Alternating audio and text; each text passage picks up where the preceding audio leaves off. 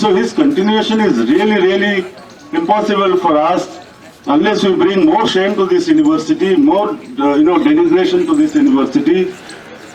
That's why we decided, in the EC meeting that we'll have this assembly of faculty and pass a few motions. As we told the Vice Chancellor, for those of you who are not present, that if you do not these things, that inquiry committee's results will not be legitimate in the eyes of teachers. And if the teachers do not accept the legitimacy, you can understand the consequences it will have for the students. Because, the teachers generally respect and love the institutions of this university. And if they are saying this mechanism is not credible, its results are not credible, then you can think what will happen. We even went to the extent of saying that it will not be acceptable and will be rejected. So I hoped that the Vice Chancellor will take certain steps, keeping in mind that the moral position that the teachers held in this university, and if they are saying that this inquiry is not credible, he would probably take certain measures. Instead of trying to either include an SC/ST member or revoke suspension, we are now reaching a stage where the inquiry process will be over on 11 and the suspension still continues. The students after such charges get bail, but our students in our own university are not allowed to attend classes or give exams. What kind of institution we have, which is denying its own students this minimum academic facility? And now Kanhaiya Kumar can come out of the jail with a bail, but not our own other students. So he didn't do that, and this registrar has done so many things in between. So we had no option left but to demand that he be removed, which we have been doing. But we somehow delegitimize anything he does in this university till the remaining time he holds office. So that's what this assembly is all about. Let me tell you one more thing, that Umar and Anirban are fine. They send you the messages of thanks for the support the teachers and students have conveyed, have demonstrated. And they are in fine health and fine frame of mind, and waiting for the next whatever hearing that will happen. So actually from the bottom of their hearts they thank the teachers. Of course the students, who in large numbers have supported them and provided them all the moral and other kind of support that was required in a very serious time of crisis. So, and they've gone through not physical torture, but verbal abuse by special cell and all that. So, but our support actually saw them through this period, and now they're okay in Tihar. I will read it out the letter from the Vice Chancellor, which is nothing. There's no improvement in the earlier one, which was sent through the registrar, in which he said alleged attack on teachers. Similar kind of, I think, 5 or 7 liner reply, which has no substance really.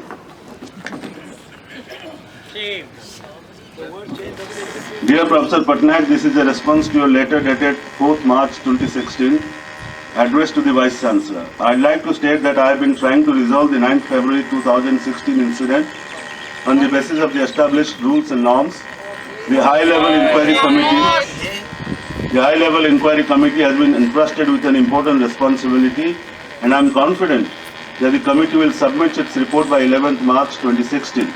I am looking into other points raised by your letter seriously. Let me convey it to you that I will appropriately take decisions on the basis of rules and regulations, keeping in mind the best interest of the university. The administration calls for cooperation and patience from the university community. Now, I have been told that, well, not, because it's not official, that the registrar has been taken out of this whole 9th February related incident. But I said, can you give me? They said, no, officially. He's a nodal officer. So he has, whatever damage he had to do, he has already done enormous damage. So they just said anything to do with 9th February, he will not be dealing. He will deal with other issues of the university, not this. Basically, So then why is he there? So, in a way, it really confirms, what we have been saying always, that it's at whatever level you have, and at whatever stage you have realized that this fellow has done enormous damage. And after that inquiry committee leaking, I think the university realized that this fellow is out to destroy in his last 15-20 days remaining. He will destroy everything. And they cannot retrieve the ground they have lost because of this individual official. Now I request our secretary to read out the letters, or the letter he is writing to the Vice Chancellor. How many writes the letters to the VC? I don't know.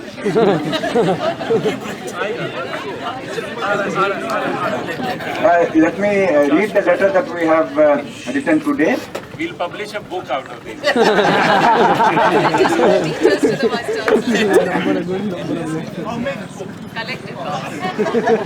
True, Sir, I am Jagdish Kumar, Vice Chancellor JNU.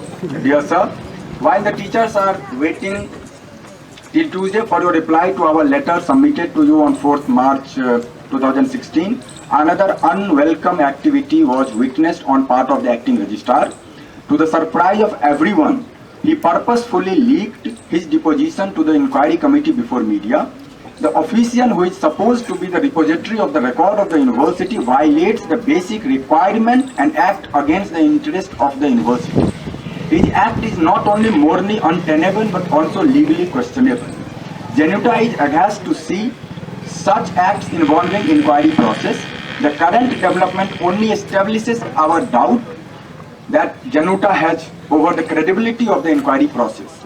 JNUTA would like to lodge its strong protest against such subversion by the acting registrar, who is hell-bent on defaming the university and bringing shame to the office of the registrar itself. We hope that the Vice Chancellor would ensure that such subversion does not get repeated by asking the officiating registrar at least to vacate the office. That's the letter that we have given to the Vice Chancellor. We know that he will not act is a different thing, but the only thing we can say that we can repeatedly say that how it's. Can we please add in the letter that his deposition contains demonstrably false statements? Yes. It must be stated because he is lying. So we must put that in the letter. We would act. Please add that. But he should also not stay as nodal officer. Yeah, also that's very important.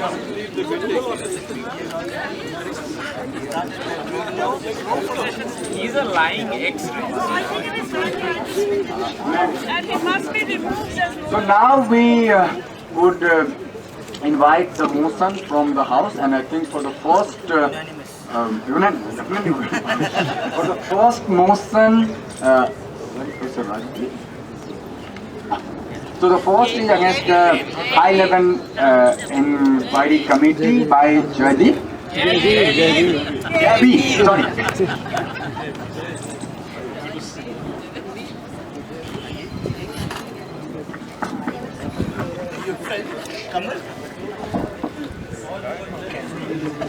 This motion of no confidence in the high-level inquiry instituted in the background of the incidents of 9th February 2016 is moved in the background of the university administration repeatedly ignoring the pleas for establishing a credible inquiry process which would inspire confidence in teachers and students, particularly given the sensitive nature of the case at hand.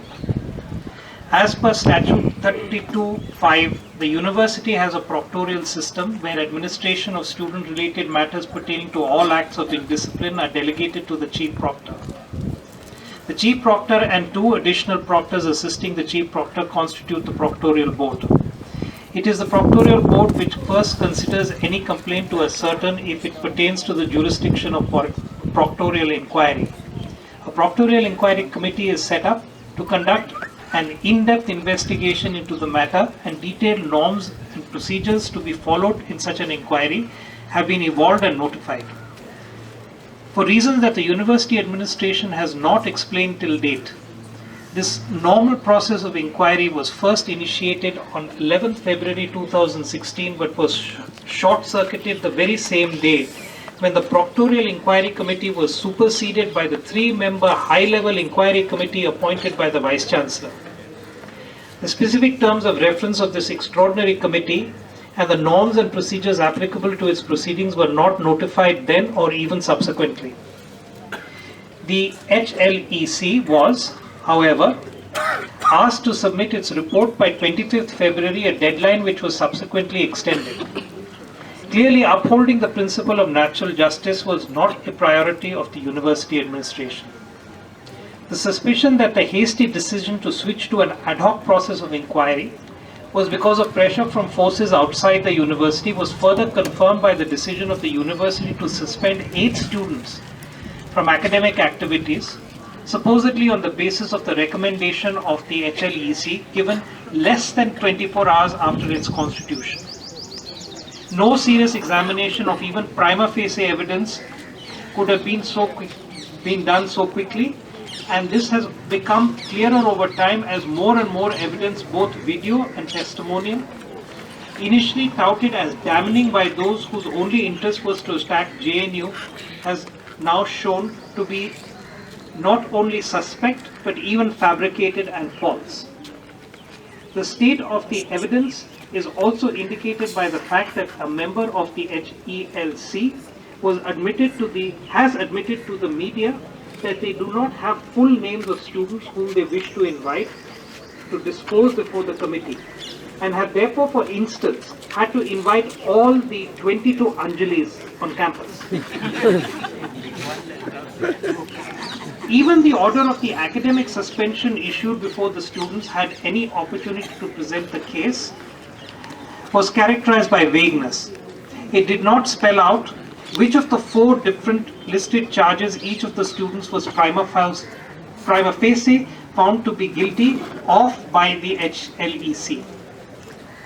No reason has been provided to justify why the suspension of students from academic activities was considered necessary.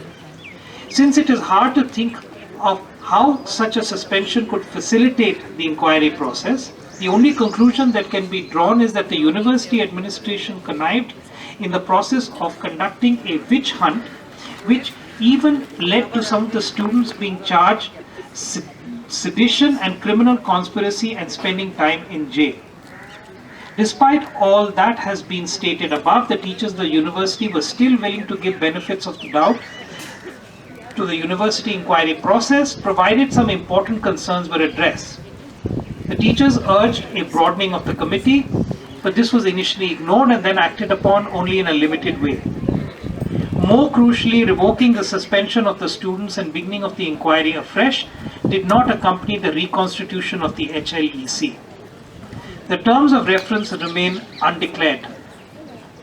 Very importantly, no effort was forthcoming from the university administration to get the cases of sedition and criminal conspiracy against the students withdrawn. Instead, the acting registrar, whose bias and prejudice has been visible from the beginning, has been allowed to continue in office and influence the course of the inquiry. This constitutes to be the state, despite the repeated pleas from JNUTA, and 1 week after even the second revised deadline for the submission of the HLEC report has passed. The continued intransience of the university administration on these questions betrays the fact that the establishing the credibility of its inquiry process is not an objective it wants to be bothered with. What then, one is forced to ask, is the overriding objective guiding the university administration's decisions? That what has gone on since 11th February in the name of the university's inquiry can only be called a travesty is beyond doubt. Neither an honest uncovering of the truth nor the upholding of the principles of natural justice can be outcomes of that process. This has been the feeling within the university for some time, and since the university administration has made it clear that it will do nothing to remove that feeling, this House today is left with no option but to adopt a motion expressing its complete lack of confidence in the high-level inquiry. Yes. With these words, this motion of no confidence is placed before this august House for its approval. Second. Yes, Approved. Yes. Unanimous. Needs editing too long.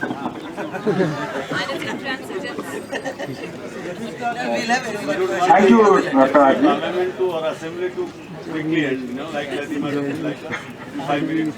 We want to prolong, so read long letters so that this audience is here. The second,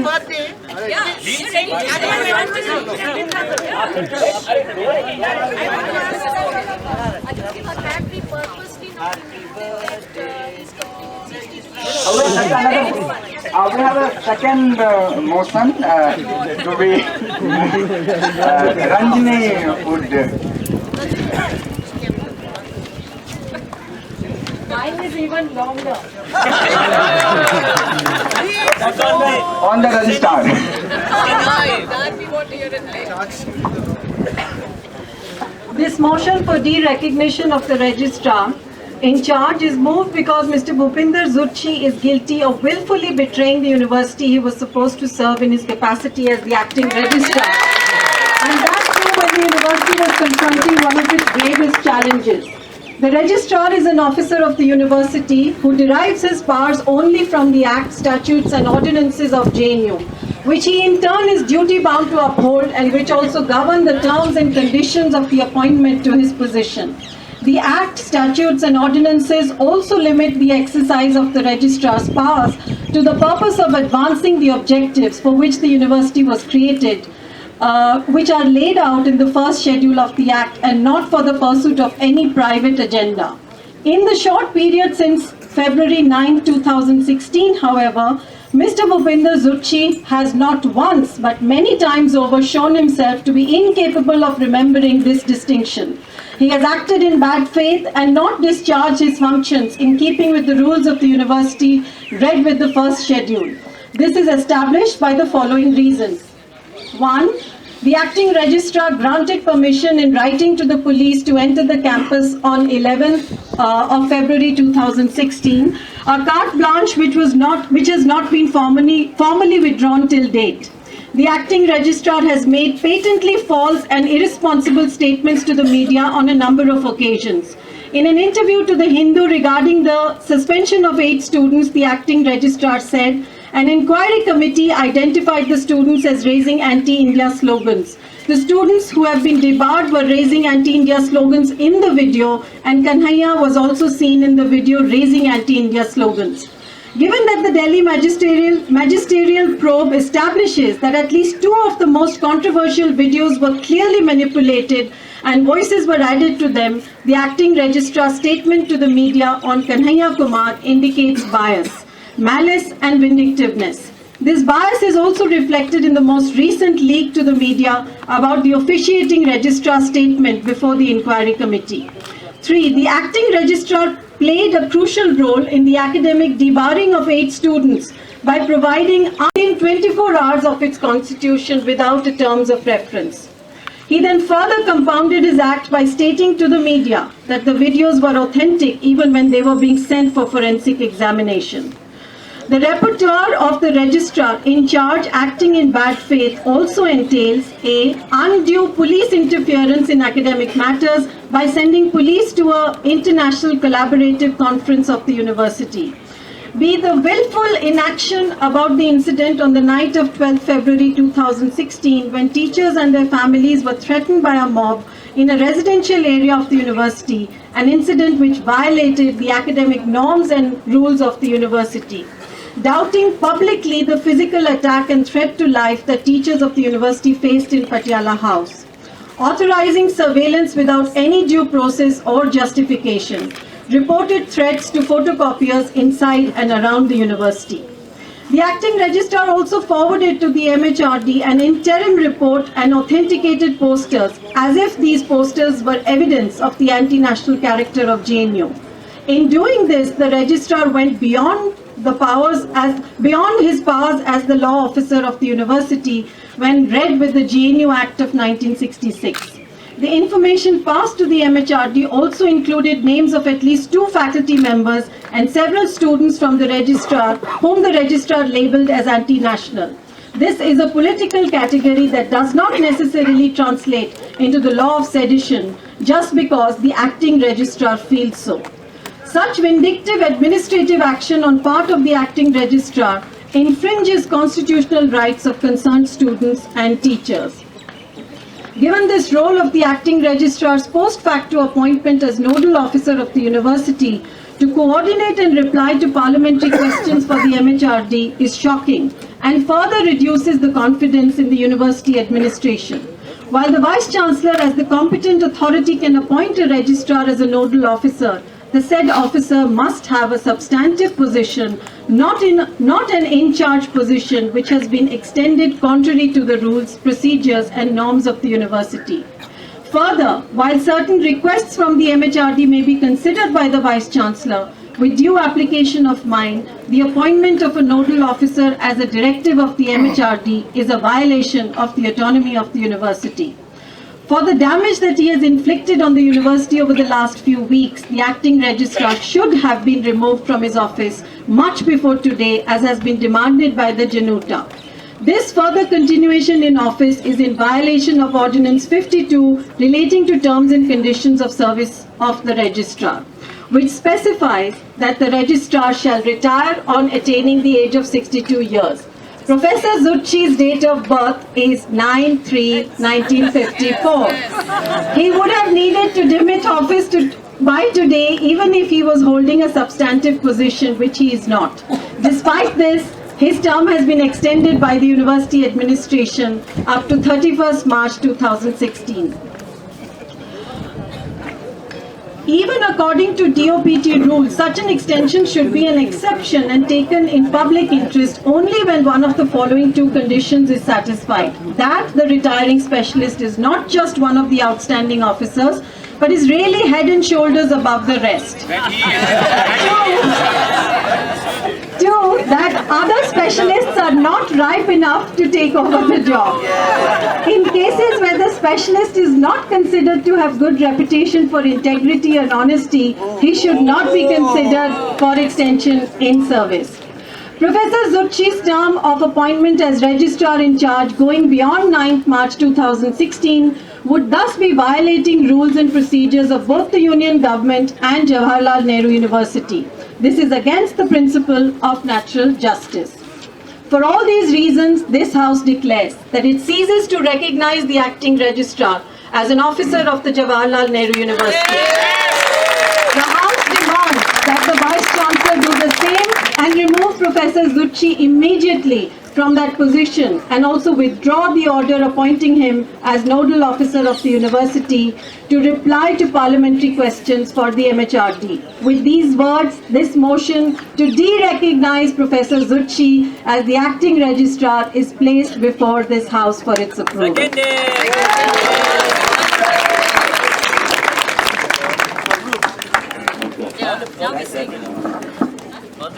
Friends, to this assembly, there is a special guest we are inviting, who is the president of JNU VC, and he would like to give his thanks to the faculty. But after that, we have one or two things, you know. We will, for that occasion, we have some black ribbons, and so we please wait and take these black ribbons and stick it on your shirts. So that will be one till 11th, you know, till the inquiry, till 11th we will wear black badges. But today is his birthday.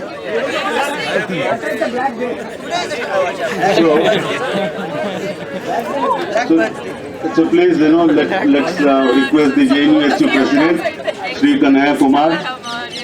Where is he?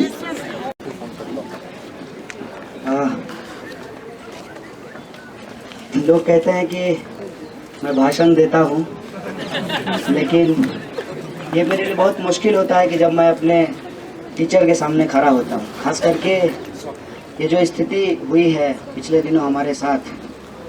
हालांकि पहले से भी मैं ये सोचता था, और जब मैं पहला एकेडमिक काउंसिल मीटिंग में गया था तो मैंने ये कहने की कोशिश की थी कि हम स्टूडेंट अगर कुछ भी कर पाते हैं तो उसमें हमारे शिक्षकों की सबसे बड़ी भूमिका है। और ये एक ऐसा ट्रेडिशन है इस कैंपस में जिसको बहुत सारे टीचर जो उस वक्त स्टूडेंट रहे होंगे उनके समय उनके टीचरों ने उनके साथ किया था, और आज जब हम स्टूडेंट हैं तो आप लोग हमारे साथ कर रहे हैं। क्योंकि उस एकेडमिक काउंसिल में जाने से पहले मैं एक इंटरव्यू पढ़ रहा था, प्रोफेसर मुनीस रजा के बारे में उसमें लिखा हुआ था, और ये लिखने वाले भी बहुत बड़े पर्सनैलिटी हैं, सफदर हाशमी के भाई साहब। उन्होंने लिखा कि वो पहली बार क्लास करने के लिए आए और उन्होंने क्लास में सिगरेट जलाया, तो प्रोफेसर साहब उनके पास आए और बोले, हम अकेले भी पीते हो कि दूसरे को भी पिलाते हो? और फिर उन्होंने दूसरी सिगरेट उनको दी और फिर क्लास में लेक्चर हुआ। मैं ये नहीं कहता कि सिगरेट साथ पीने से समाज में बराबरी आ जाती है, मैं ये नहीं कह रहा। मैं ये भी नहीं कह रहा कि हम लोग जो डिबेट करते हैं सिर्फ उससे समाज बदल जाता है, लेकिन इतना तो है कि इतनी मुश्किल परिस्थिति में जब कोई बोलने को तैयार नहीं है, मुंह खोलने को तैयार नहीं है, वो जो ट्रेडिशन है जो आपको बोलने के लिए सिखाता है, गलत को गलत कहने के लिए बताता है, वो साहस देता है कि जब भी ऐसी परिस्थिति होगी हम उठ खड़े होंगे, ये उसी का नतीजा है जिसको जेएनयू ने आज एस्टेब्लिश किया है कि ये प्रोटेस्ट जुनूटा ने रखा है रजिस्ट्रार साहब के खिलाफ। और ये जो पूरा का पूरा आंदोलन है, as a JNU president student के बिहाफ पे मैं बहुत बहुत धन्यवाद देना चाहता हूँ अपने शिक्षकों को, क्योंकि ये आंदोलन सच में आप लोगों ने लड़ा है, आप लोगों ने शुरू किया है, और ये जिम्मेवारी आज है स्टूडेंट यूनियन के ऊपर, हम स्टूडेंट्स के ऊपर, कि जो लड़ाई JNUTA ने शुरू किया है उस लड़ाई को हम मुकम्मल अंजाम तक पहुंचाएं। अपनी यूनिवर्सिटी के ऊपर जो हमला हुआ है उस हमले के खिलाफ, हमला करने वालों के खिलाफ एक शानदार हमला करें, एक कंस्ट्रक्टिव हमला करें जो सोसाइटी में एक सही डिस्कोर्स को एस्टेब्लिश कर पाए।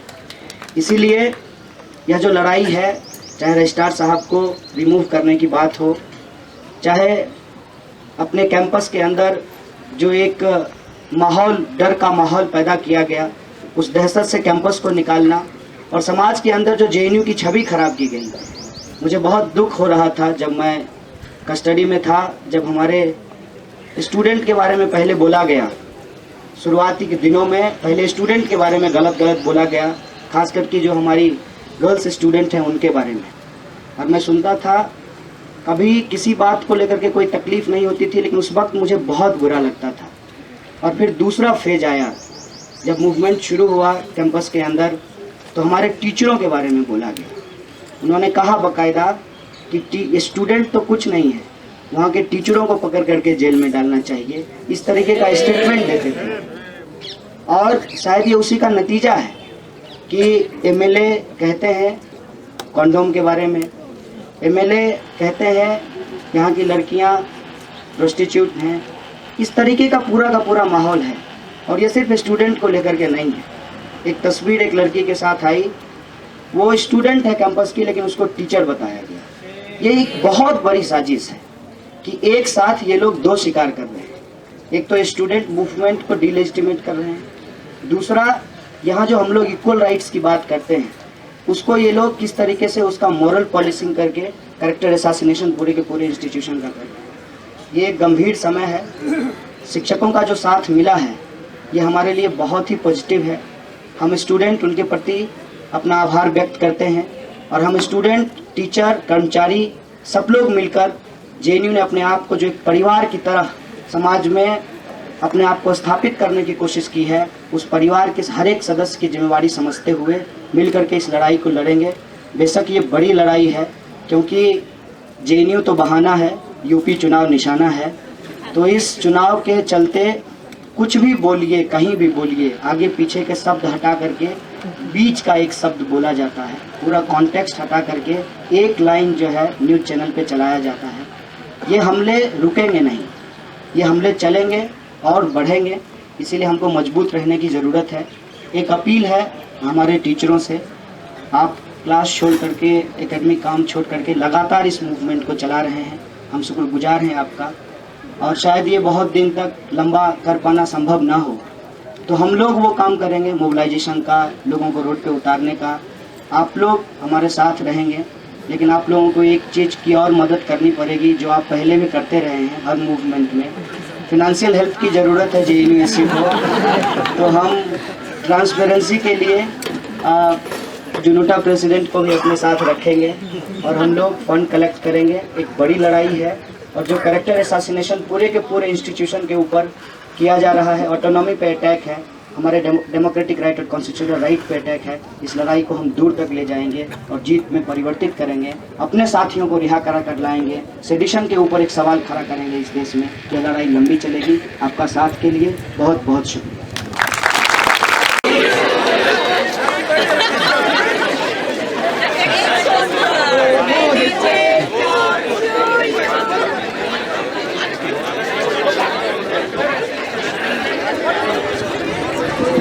Friends, we have Professor Prabhat Patnaik speaking here today.